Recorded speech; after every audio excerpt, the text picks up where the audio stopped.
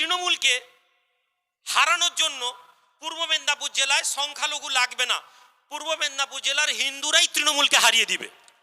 এখন প্রশ্ন যে তৃণমূল কেন পূর্ব মেদিনীপুর জেলায় বারবার হারছে, এটা আমাদেরকে বুঝতে হবে।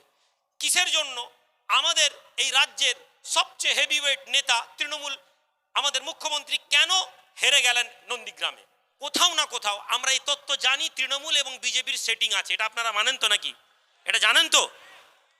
আমাদের কাছে এমনও তথ্য আছে, যেহেতু রাজার যে খেলা, ও গ্রামের যারা আমরা সাধারণ লোক আমরা খেলতে পারবো না, তবে হ্যাঁ যারা খেলা দেখে বসে বসে তারা খেলাটা বুঝে। আমরা এই খেলায় নেই কিন্তু খেলাটা দেখি। আজকে আমরা তৃণমূলকে নিয়ে যে কথাগুলো বলবো, যে আলোচনাগুলো করব, সেই আলোচনা আপনাদেরকে বুঝতে হবে যে তৃণমূলের আলোচনা যেটা করছি কেন বিরোধিতা করছি। আমার এই ভাষা বিগত 10 বছর ধরে একইভাবে আছে। রানী রাসমণি রোড থেকে দিদিকে বলেছিলাম, দিদি মুসলমান কুমড়া না, 2015 সাল 16 সালে বলেছিলাম, দিদি মুসলমান কুমড়া না, এ কথা বলেছিলাম। মনে আছে কিনা? ইন্টারনেটে ভাইরাল আছে, দেখবেন। তখন দিদি মনে করেছিলেন যে না, তার ভাইরা আসলে তার ভাই। কোথাও না কোথাও তো ব্রাহ্মণ্যবাদীদের একটা ইন্টারেস্ট থাকে। আমি অবাক হব না আজকে যারা জেহাদি কথায় কথায় বলছেন। বিশ্বাস করুন, আগামীতে আবার তৃণমূলে দিদির ছত্রছায়া এসে দিদির হাতে পায়ে প্রণাম করে এরা আবার তৃণমূলে জয়েন্ট হলে অন্ততপক্ষে মুসলিম লোক আপনাদেরকে বলবো, আপনারা অবাক হবেন না। অলরেডি জেলার কিছু মুসলিম নেতা তো এখনো যোগাযোগ রেখেছেন, আমরা জানি। এখনো তো ফোনে দাদা আছি, ভালো আছি কথা বলেন, জানি। ভালো জিনিস করুন, আপনারা রাজনীতিটা শিখছেন। দিদি আমাদেরকে মনে করছেন যে সাম্প্রদায়িক সম্প্রীতির মিষ্টি বোলবালা দিয়ে ভোট নিয়ে নিব, কিন্তু তারা বুঝতে পারছেন না যে সংখ্যালঘু মানুষের আসলে এবার ঘুম থেকে আস্তে আস্তে উঠছে। সম্মানিত ভাই, আজকে আমরা তৃণমূলকে নিয়ে যে কথাগুলো বলবো, যে আলোচনাগুলো করব, সেই আলোচনা আপনাদেরকে বুঝতে হবে যে তৃণমূলের আলোচনা যেটা করছি কেন বিরোধিতা করছি। আমরা তৃণমূলকে নিয়ে বুঝতে হবে আমাদেরকে, তৃণমূলের বিরোধিতা আসলে তৃণমূলের বিরোধিতা নয়। আমরা আমাদের শেল্টারের জন্য আমরা আজকে এখানে এসে পৌঁছেছি।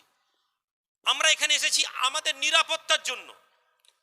তৃণমূলকে হারানোর জন্য পূর্ব মেদিনীপুর জেলায় সংখ্যালঘু লাগবে না, পূর্ব মেদিনীপুর জেলার হিন্দুরাই তৃণমূলকে হারিয়ে দিবে। কারণ অতীতের লোকসভা ভোটে আমরা দেখে নিয়েছি, হারিয়ে দিবে। হ্যাঁ, সেখানে কেউ অনুঘটকের কাজ করতে পারে, সেখানে কোনো সংগঠন স্লো পয়জনিং এর কাজ করতে পারে। রাগঢাক করে কথা বলা আমার অভ্যাস নেই। আমাদের ভূমিকা থাকতে পারে তৃণমূলকে হারানোর জন্য, কিন্তু আমরা ভোটে না দাঁড়ালেও তৃণমূল আগামী 2016-তে হারার সম্ভাবনা আছে। এখন প্রশ্ন যে তৃণমূল কেন পূর্ব মেদিনীপুর জেলায় বারবার হারছে, এটা আমাদেরকে বুঝতে হবে। কিসের জন্য আমাদের এই রাজ্যের সবচেয়ে হেভিওয়েট নেতা তৃণমূল, আমাদের মুখ্যমন্ত্রী কেন হেরে গেলেন নন্দীগ্রামে? একটা বিশাল বড় অ্যানালাইসিস আছে, যাতে বোঝা যাচ্ছে কোথাও না কোথাও আমরা এই তথ্য জানি, তৃণমূল এবং বিজেপির সেটিং আছে। এটা আপনারা মানেন তো নাকি? এটা জানেন তো? আমাদের কাছে এমনও তথ্য আছে, যেহেতু রাজার যে খেলা, ও গ্রামের যারা আমরা সাধারণ লোক আমরা খেলতে পারবো না, তবে হ্যাঁ যারা খেলা দেখে বসে বসে তারা খেলাটা বুঝে। আমরা এই খেলায় নেই কিন্তু খেলাটা দেখি। এ রাজ্যের হিন্দুরা ব্যাপকভাবে চেষ্টা করলেও তৃণমূলকে ক্ষমতা থেকে হারানোর সম্ভাবনা ভীষণ কম, যতক্ষণ না মুসলিম ভোটটা তৃণমূল থেকে সরানো যাচ্ছে।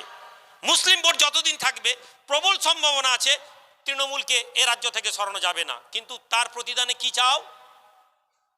গুরুদক্ষিণা তো দিতে হবে, গুরুদক্ষিণা তো দিতে হবে। তার প্রতিদানে হিন্দু রাষ্ট্র গঠন করার জন্য আমাদের মহামান্য মুখ্যমন্ত্রী তিনি রাজি আছেন যে তোমরা হিন্দু এজেন্ডাকে যা চাইছো করো, এবং তার বিনিময়ে আমার মসনদটা আমাকে দিয়ে দাও। আর এই মসনদের খেলাতে লক্ষ্য করে দেখুন, খুব সন্তর্পণে এমএলএ এমপি, কিছু এমএলএ না দেওয়া হলেও এমপিগুলো দিয়ে, এবং তৃণমূলের এমন কোনো বড় প্রজেক্ট নেই যেখানে মুখ্যমন্ত্রী বা আমাদের তৃণমূলের সাংসদরা গিয়ে বিরোধিতা করেছেন। ভাইরা, ওয়াকফ প্রপার্টি নিয়ে যেভাবে এই কিছুদিনের মধ্যে আমাদের মুখ্যমন্ত্রী ডিগবাজি খেয়েছেন, এলাকার একজন সাধারণ কর্মী সকালে এক কথা বলে তৃণমূলের, রাতের এক কথা বলে, কোনো অসুবিধা নেই। মুখ্য এলাকার তৃণমূল সকালে বেলা তৃণমূলের ঝান্ডা নিয়ে নেতা ঘুরে বেড়ায়, রাতের বেলা মন্দিরে গিয়ে আরএসএস এবং বিজেপিকে ভোট দেওয়ার কথা বলে, অস্বাভাবিক নয়। কিন্তু রাজ্যের মুখ্যমন্ত্রী যদি এ কথা বলেন যে তোমরা কিছু ভয় পাবে না, প্রপার্টি নিয়ে, ওয়াকফ প্রপার্টি নিয়ে কিছু বলবে না, চিন্তা করবে না, আমি যেমন এনআরসি হতে দিইনি তেমনি আমি ওয়াকফ কিছু হতে দেব না। এরপরেই আমাদের মুখ্যমন্ত্রী ওয়াকফ পোর্টালে নিজেদের সম্পত্তির খতিয়ান দিতে বলেন। কোন সম্পত্তি? যে সম্পত্তি সরকার চাইলে কাল আগামীকাল ওই সম্পত্তি আপনার থাকবে না। আপনারা কি জানেন অলরেডি ভারত সরকারও একটা নতুন পোর্টাল করেছে যেখানে কিছু কিছু প্রপার্টি, মসজিদ, মাদ্রাসা, খানকা আপনার নামে আছে, আপনার বাপের নামে আছে, কিন্তু গভর্নমেন্ট ওখানে গিয়ে বিএলআরও থেকে, ভূমি দপ্তর থেকে ওখানে একটা এতে গিয়ে রিমার্কে গিয়ে লেখা আছে রেস্ট্রিক্টেড, অর্থাৎ এই সম্পত্তি যে কোনো মুহূর্তে সরকার বাজেয়াপ্ত করে নিবে। আপনি ঘুমাচ্ছেন, কেননা আপনার এলাকার নেতা বলেছে দিদি যতদিন আছে গরুর গোশ খাওয়ার টেনশন করিস নি, দিদি আছে মানে গরু জবাই করা আটকাতে কেউ পারবে না। হিন্দু লোকেরা ভাবছেন ওহ এত বড় কথা বলছে, ভাই চিন্তার কিছু নেই। বিজেপির জামানায় 2014 পর থেকে আজকে যাকে আপনি এলাকার নেতা যাকে মা বলে, এলাকার নেতা যাকে বলে আমাদের মা, এই মাকে মোল্লাদেরকে খাওয়ার বন্ধ করেছে ইউপিতে, বিহারে, দিল্লিতে, আর এই মাকে জবাই করে সবচেয়ে বেশি আল হাবিব আল কবির ট্রান্সপোর্টিং এর নাম করে গোটা বিশ্বের মধ্যে বিপ পাঠাচ্ছে, কেননা ওখান থেকে ডলার আসবে, ডলার।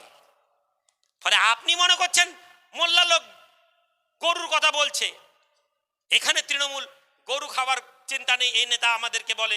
আর বিজেপির লোক শুনে নাও, ভারতবর্ষে সবচেয়ে বেশি বিপ এক্সপোর্ট করছে, গরুর মাংস রপ্তানি করছে ভারত, এবং এটা 2014 মোদী সরকারের পরেই এসেছে আমাদের এই ক্ষমতায়, এই সুনাম আমরা অর্জন করেছি। আমরা এখানে তৃণমূলকে আমরা প্রশ্ন করি, তৃণমূলের কাছ থেকে আমরা জানতে চাই, ঠান্ডা মাথায় বলুন কি আমরা তৃণমূলের কাছে সরাসরি পেয়েছি, তৃণমূল আমাদেরকে সরাসরি কি দিয়েছে। আমি যদি খুব ভুল না বলি, নাম্বার 1 ইমাম ভাতা, নাম্বার 2 মুয়াজ্জিন ভাতা, নাম্বার 3 আটকে যাবেন, নাম্বার 3 চিৎকার করে বলুন সরাসরি অ্যাজ এ সংখ্যালঘু তৃণমূলের কাছ থেকে কি পেয়েছেন বলুন না, আপনারা বলুন, আপনারা তো ভোট দিচ্ছেন, বলুন। 3 নম্বর আমি মনে করিয়ে দিই, রমজানে কিছু ছোলা চিনি, এই ছোলা চিনি প্রজেক্ট 2013-14তে পশ্চিমবঙ্গে প্রথম মডেল আইমা করেছিল, আপনারা ভুলে যাবেন না। আমরা সব সময় বলেছি আমরা রাস্তা দেখাতে, আজ আমাকে বড় আনন্দ লাগে, আজ আমাকে বড় আনন্দ লাগে 2014-15 রেকর্ড চলে যান, পশ্চিমবঙ্গের খুব কম সংখ্যালঘু লিডারের কথা বলেছে আমরা ভোটে দাঁড়িয়ে আমাদের অধিকার নিব, আইমা বলেছিল। মাশাআল্লাহ আজ পশ্চিমবঙ্গের এমনও 4টা বড় বড় উইংসকে আমরা দেখতে পাবো, যেখানে যদি সংখ্যালঘু এই লিডারগুলো নিজেদের দায়িত্বে বিজেপির সুযোগ না পাইয়ে তারা যদি আজকে ভোটে দাঁড়ায়, আগামীতে বিধানসভায় 25 থেকে 30টা সংখ্যালঘু মানুষ আমাদের এমএলএ বিধানসভায় যাবে। মুর্শিদাবাদকে নিয়ে নেন, 24 পরগনা নিয়ে নেন, এদিকে মেদিনীপুর নিয়ে নেন, আপনি লক্ষ্য করলে বুঝতে পারবেন যে এই সব জায়গায় সংখ্যালঘু মানুষ কিন্তু আস্তে আস্তে জাগছে। সরকার নিজের আত্ম অহংকার করে বসে আছে, কেননা সরকারের কাছে প্লাস পয়েন্ট কি, হেরে গেলে বলবে বিজেপি তোমাকে ছেড়ে দিলাম, জিতে গেলে বলবে সংখ্যালঘুদের কোনো উপায় নেই তৃণমূলকে ভোট দেওয়া ছাড়া।